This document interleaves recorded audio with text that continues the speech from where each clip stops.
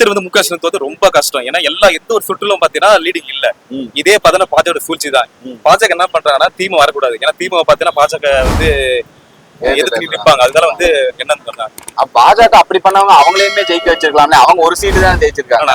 ஆனா விஜய் வந்து அலை வீச பாத்தீங்கன்னா என் பாண்டிச்சேரியில மட்டும் வீசல சொல்லுங்க. 2 இடத்துல ஜெயிச்சிருக்காரு. அது ஒண்ணுதான் தோத்துரு. அது பாத்தீங்கன்னா அது ஜெயிக்க வாய்ப்பு. ஏன்னா அந்த பாஜக வந்து ஆளுதால விஜய்க்கு வந்து சப்போர்ட் பண்ணல. ஆனா தமிழ்நாடு பிஜேபி ஒண்ணுத்துக்கு எல்லாம் போயிருச்சு. வெறும் ஒரே ஒரு சீட் தான் ஜெயிச்சிருக்காங்க. 27 37 இடம் இருந்தாங்க அவங்க சிம்பிள்ல. ஒரே ஒரு சீட் தான் ஜெயிச்சிருக்காங்க. எல்முருகன் சிட்டிங் மினிஸ்டர் தோத்து போயிட்டாரு. அதெல்லாம் எப்படி கணக்கு சொல்றீங்க? அப்ப நான் ஒரே நேரத்துல பாத்தீங்கன்னா 5 சேம் வந்து தோல்வி ஒரு சூழ்ச்சி தான்.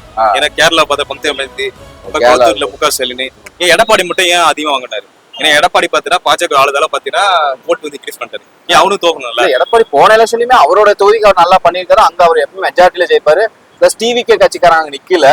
அதனால அவர் அங்க முக ஸ்டாலின் பண்ண போறாரு. முக ஸ்டாலின் பாத்தீங்கன்னா குளத்தூர் ஏகப்பட்ட மக்கள் வந்து வந்துட்டாரு.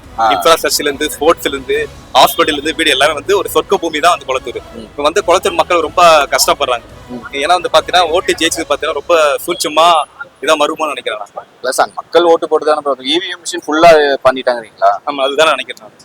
அதுதான் ஒரு காரணம். இப்ப விஜய் பாத்தீங்கன்னா எந்த ஒரு களை போட்டதுலும் சரி எதுல நின்று நிக்கல. அந்த சீமான் பாத்தீங்கன்னா வேறு தண்ணி வந்து கத்துறாரு தவிர அவர் மக்கள் புரிஞ்சில. அந்த புரியுதுக்கு ஒண்ணு காலம் வரும். விஜய் வந்தா வந்து பாத்தீங்கன்னா ரொம்ப